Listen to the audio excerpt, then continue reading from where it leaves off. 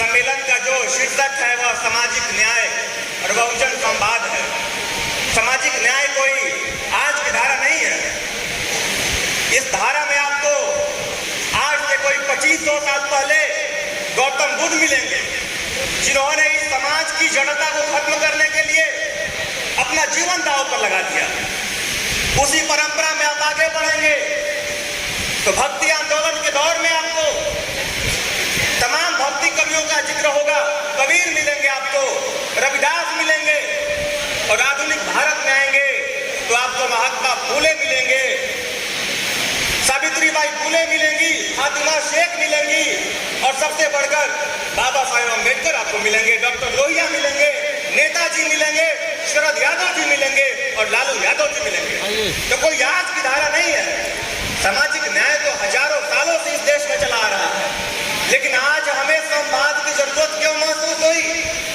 यह इसलिए महसूस हुई क्योंकि पिछले 10 सालों में जो हुकूमत दिल्ली की सत्ता पर काबिज है वह हमसे और आपसे जो अधिकार आपने 70-80 सालों में कमाए हैं वह आप सबसे छीन लेना चाहती है। मंडल आयोग की रिपोर्ट इस देश में 1990 में लागू हुआ। पीपीसी इस देश के प्रधानमंत्री बने, वह कोई पिछड़े समाज से नहीं आते थे, वह राजपूत जाति से थे, लेकिन उन्होंने समझा कि इस देश की पिछड़ी आबादी को जब तक हिंदुस्तान की संस्थाओं में मौका नहीं मिलेगा हिंदुस्तान आगे बढ़ नहीं सकता है।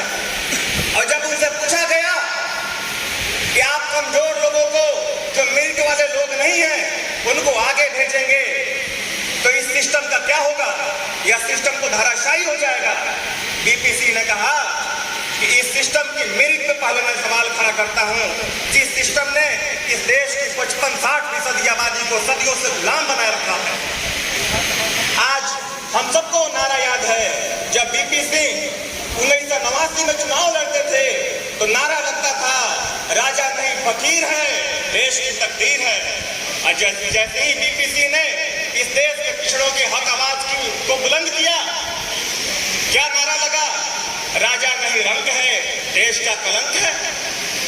तो ये दो तरह की विचार इस देश में है। आपके हमारे हक के लिए जो लड़ेगा वह रंग हो जाएगा, उस पर सामाजिक अलग अलग जो फप्तियां हैं उस तरह की फप्तियां कर दी जाएंगी। इसलिए यह लड़ाई स्पष्ट रूप से न्याय मांगने वाले लोगों के बीच और न्याय देने से रोकने वाले लोगों के बीच की लड़ाई है। डॉक्टर लोहिया ने अपना जीवन 3 मूल्यों के लिए खपाया। 3 सूत्रीय कार्यक्रम हिंदुस्तान के बहुजनों के लिए कहा, वोट, फावड़ा और जेल। वोट का मतलब कि आप अपने जो राजनीतिक अधिकार है, जो आपके सियासी अधिकार हैं, उसका इस्तेमाल करें, और उसमें कहीं कोई चूक हो जाए, सरकार आपसे छीनने की कोशिश करे, समाज की वर्चस्ववादी ताकतें आपसे वो अधिकार छीने, तो आप जेल का रास्ता जाने के लिए तैयार रहें। आप अहिंसक आंदोलन, जो गांधी का रास्ता था, जो बापू का रास्ता था, उसको अख्तियार करने के लिए आप तैयार रहें। और उसके अलावा जो तीसरा रास्ता था, जिन्होंने कहा कि जिंदा कौमें 5 साल तक इंतजार नहीं कर सकती, तो हम सब इंतजार करने वाले लोग नहीं हैं। हम ऐसे संवाद के माध्यम से इस समाज की जो त्रुटियां हैं, जो बहुजन समाज के सामने जो चुनौतियां हैं, उसको आपस में विचार विमर्श करके नया रास्ता निकालने की कोशिश करते हैं। तो हम सब दरअसल उसी रचनात्मक कार्यक्रम के माध्यम से आप सभी के बीच आए हैं कि बहुजन समाज की जो समस्याएं हैं, आज जो इसमें एक तरह का जमाव पैदा हुआ है जाति की वजह से, जो हजारों सालों से न ही हमारे शरीर को बल्कि हमारे मन को भी गिरा कर रखा हुआ है। मैं एक दलित समुदाय में सबसे कमजोर जाति के लड़के से मैं बात कर रहा था। मैंने उससे पूछा कि तुम जीवन में क्या बनना चाहते हो? वह बोला कि मैं तो कुछ बन ही नहीं पाऊंगा। मैंने बोला कि ऐसा तुम क्यों कह रहे हो? तुम 12वीं पास हो, तुम ग्रेजुएशन में एडमिशन लेने वाले हो। बोला कि मेरे बगल में अगड़ी जाति का मकान है, वहां से डीएम बन जाए, लेकिन मुझे कोई इंस्पिरेशन नहीं मिलता है। जब तक मेरे जात का कोई आदमी कुछ ना कर ले, मेरे अंदर स्वाभिमान और आगे बढ़ने की ललक नहीं पैदा हो सकती। यह जाति है। आपके पड़ोसी अगर आपकी जाति का नहीं है, वह चाहे कितना भी आगे बढ़ जाए, आपके अंदर आत्मबल नहीं पैदा हो सकता। यह तभी पैदा होगा जब आप अपनी जाति के लोगों को आगे बढ़ते हुए देखेंगे। इसीलिए इस देश में मंडल मसीहा शरद जी ने, नेताजी मुलायम सिंह यादव जी ने और सामाजिक न्याय के मसीहा आदरणीय लालू प्रसाद यादव जी ने बड़ी कुर्बानियां देकर हम सभी के हाथों में आरक्षण लाया है। मुझे 1994 में मोरहाबादी मैदान में लालू जी का भाषण याद आता है, जब उन्होंने कहा कि जब तक पिछड़ा, जब तक दलित पढ़ेगा नहीं, ये मकड़ा के जाल को समझ नहीं पाएगा। मकड़ा का जाल या जाति का जाल है, जाति की पूंजी है। उस मकड़ा के जाल पर समझिए जो आपको हमको बांध कर रखा है हजारों सालों से। जब तक हम अपने विचारों में और ताकत नहीं लाएंगे, विचार संपन्न नहीं होंगे, लड़ने का हौसला आसपास के लोगों से इकट्ठा नहीं करेंगे, या मकड़ा के जाल को हम फेंक नहीं पाएंगे। इसलिए बाबा साहेब ने जो कहा 1949 में कि हिंदुस्तान में आज राजनीतिक बराबरी तो मिल गई, सबको वोट का अधिकार मिल गया, लेकिन आगे की जो लड़ाई है वह सामाजिक बराबरी और आर्थिक बराबरी की लड़ाई है। आज हिंदुस्तान में 1% आदमी के पास हिंदुस्तान के 70% आबादी से ज्यादा का पैसा है। सिर्फ 22-24 आदमी है जिनके पास हिंदुस्तान के 60 करोड़ लोगों के बराबर पैसा है। और एक बड़े पूंजीपति हैं, उनकी पत्नी तो 500 करोड़ की साड़ी पहनती है। जो एक गरीब मजदूर महिला अगर 60,000 साल काम करे तब भी वो वैसी साड़ी नहीं पहन सकती है। यह दो तरह का हिंदुस्तान कौन बना? इसमें किसकी दिलचस्पी है? आप उंगली पर नहीं गिन पाओगे पिछड़े समाज से कितने लोग पूंजीपति हैं, कितने लोग कैबिनेट मंत्री हैं जो अपने फैसले खुद करते हैं। इसलिए बाबा साहेब ने जो कहा कि सामाजिक बराबरी नहीं लाओगे, आर्थिक बराबरी नहीं लाओगे, यह जो राजनीतिक बराबरी मिली है यह भी आने वाले समय में खत्म हो जाएगी। और वह आज हमारे सामने दिखाई दे रहा है। स्पष्ट है कि सामाजिक खाई जो बढ़ी है, आर्थिक खाई जो बढ़ी है, उसने हमसे राजनीतिक अधिकारों को भी छीनने में कोई कसर नहीं छोड़ी है, कोई कसर नहीं छोड़ी है। एक शेर है महराज फैजाबादी का कि हम ही को कातिल कहेगी दुनिया, हमारा ही कत्लेआम होगा, हम ही खोदते फिरेंगे कुएं, हम ही पे पानी हराम होगा। आपने इस देश को बनाया है, अपनी मेहनत से बनाया है। हजारों सालों से मजदूरों ने, पिछड़े समाज के लोगों ने, दलितों ने, महिलाओं ने हजारों सालों से अपने खून पसीने से इस देश को सींचा है। लेकिन जब संसाधनों में बंटवारे की बात आती है, आपके हिस्सेदारी की बात आती है, आप कहीं नहीं होते हैं। इसीलिए आपके अपने बनाए गए कुएं से आपको पानी पीने का अधिकार नहीं होता है। इसलिए हम चाहते हैं टोटल रेवोल्यूशन, जो संपूर्ण क्रांति कहा, सप्त क्रांति जो डॉक्टर लोहिया ने कहा, उसका सपना पूरा हो। और वह तब तक नहीं हो सकता जब तक हम और आप ऐसे संवाद के जरिए चेतना संपन्न हो, दृष्टि संपन्न हो। आप सभी का बहुत शुक्रिया। पुनः आप सबको। लेकिन उसको नहीं माना तत्कालीन सरकार ने। उसने ही कहा कि जातिवार जनगणना 1961 में कराई जाए। अगर 31 के बाद आज तक नहीं हुई तो इसके पीछे तमाम सरकारें दोषी तो हैं, लेकिन वो कौन सी सरकारें थी जो इसके लिए कोशिश भी कर रही थी? तो हमको चरण सिंह को नहीं भूलना होगा, जो चाहते थे 81 में हो जाए। वीपी सिंह को हम नहीं भूल सकते, जो चाहते थे 91 में हो जाए। देवगौड़ा को नहीं भूल सकते, जो चाहते थे 2001 में हो जाए। तब तो अद्भुत सरकार चल रही थी। पहली बार सदन के नेता दलित समाज के रामविलास पासवान जी, पहली बार जनता दल के राष्ट्रीय अध्यक्ष लालू प्रसाद जी, पिछड़े समाज के कार्यकारी अध्यक्ष शरद यादव जी, पिछड़े समाज के, पहली बार रक्षा मंत्री पिछड़े समाज के मुलायम सिंह जी के रूप में, पहली बार लोकसभा का स्पीकर पीए संगमा के रूप में कोई आदिवासी समाज के, आप ही के इलाके के कांति सिंह जी भी मंत्री थी उस समय, बेनी प्रसाद वर्मा कुर्मी वो ओबीसी समाज के, वो भी मंत्री थे। माने अद्भुत सरकार। और इस देश में प्रधानमंत्री तो किसी मुसलमान को किसी पार्टी ने नहीं बनने दिया, न बनाया, लेकिन एकमात्र गृह मंत्री मुफ्ती मोहम्मद सईद अगर किसी सरकार में बने तो वो जनता दल की सरकार थी, वो वीपी सिंह की सरकार थी। हमारे अंदर है वो न्यायबोध। हम समाज में सबको साथ लेकर चलना चाहते हैं, क्योंकि हमें यूसुफ मेहर अली का योगदान भी याद है, मौलाना आजाद का भी, जाकिर हुसैन का भी, अली बिरादरान का भी। और जब तक तमाम कौम एक साथ काम नहीं करेगी तो हम विसंगतियों के सहारे, गैर बराबरी के सहारे एक स्वस्थ समाज को नहीं बना सकते।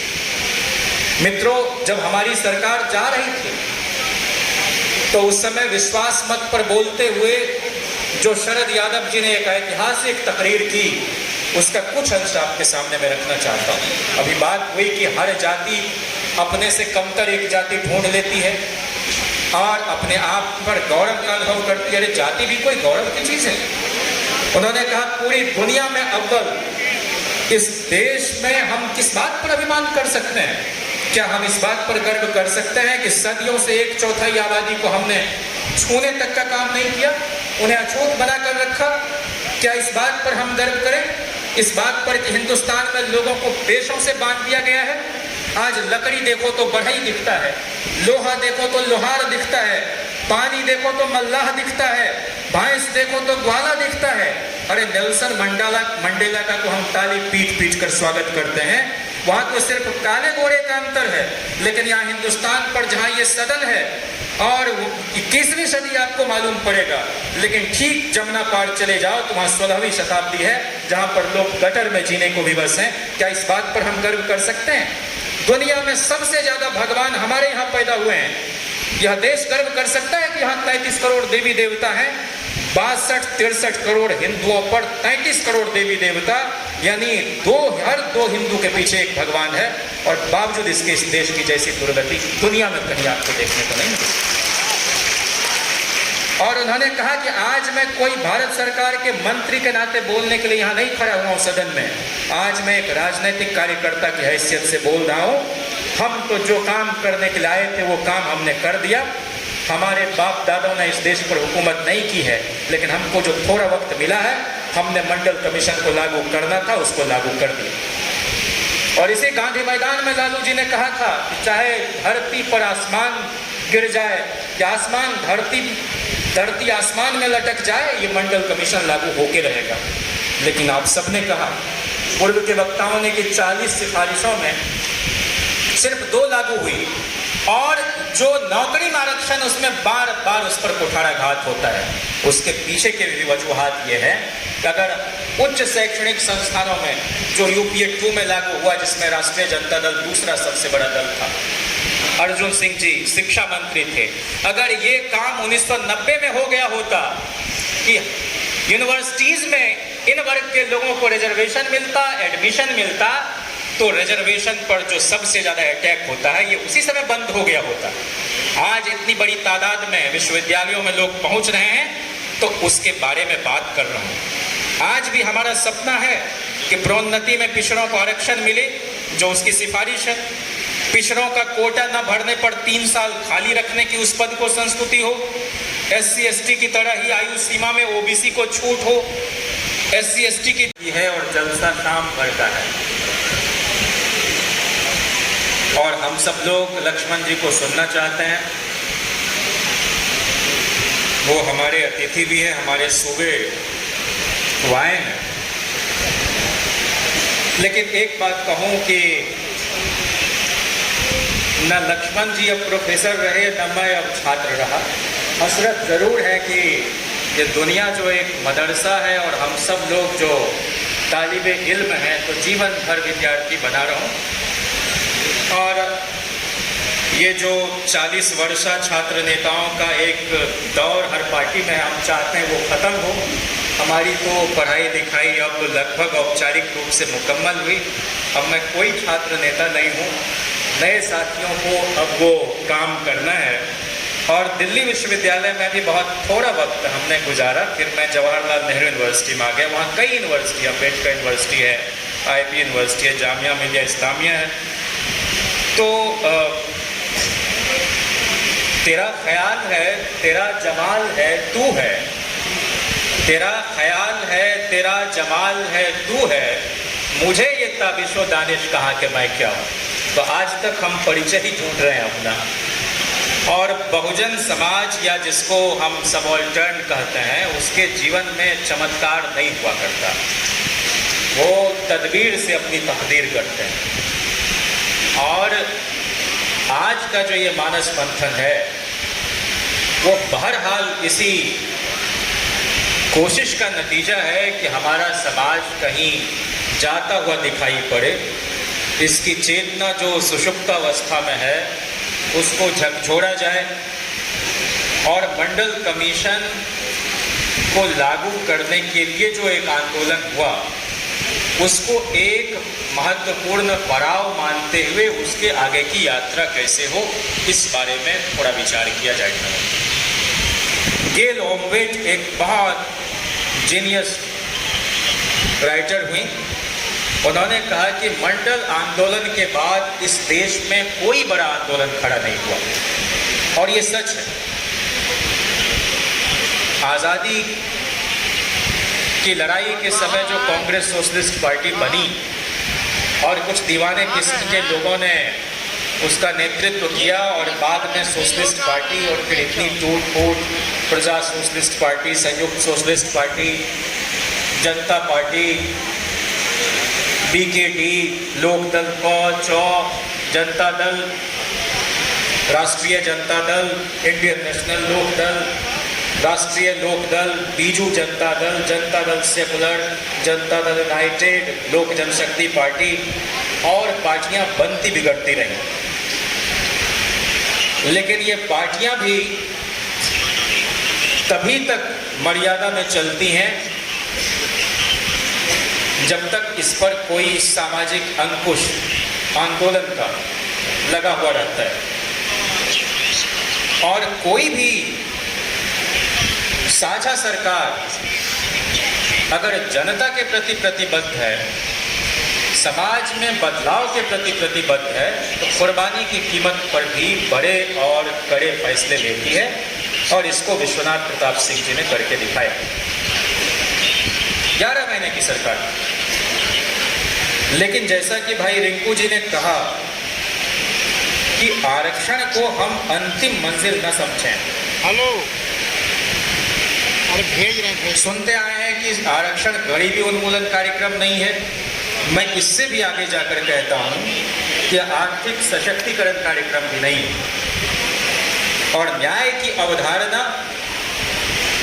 कुछ इस तरह से भारतीय समाज में है कि तुम ही अन्याय करोगे, तुम ही न्याय करोगे। ये मुमकिन कैसे हो सकता है? लेकिन जिनके हाथ में ये सारी चीजें तय करने की ताकत है, उनसे आप और हम कैसे लड़ेंगे? हम लोग अपने अतीत की तरफ मुड़ते हैं,